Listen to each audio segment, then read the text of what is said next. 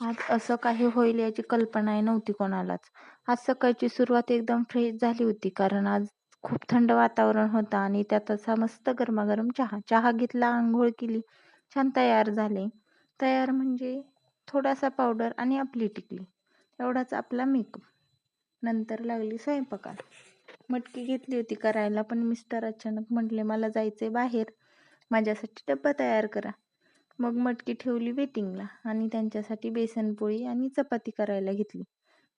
डब्बा वगैरे पॅक करून पाणी बॉटल, पिशवी वगैरे सगळं त्यांना खाली नेऊन दिलं आणि परत लागले माझ्या कामाला.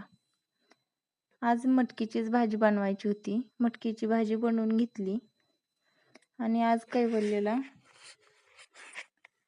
खेळायला गेल्यावर तिकडं गांधीन माशी चावली होती. खूप जास्त रडला तो आज.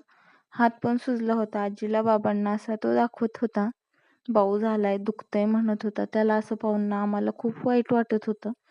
सगळ्यात जास्त त्याचे आजोबा खूप हळवे असतात त्याच्यासाठी. तो रडला तरी त्यांना जमत नाही. आजी आजोबांचं प्रेम खरंच खूप वेगळं असतं ना.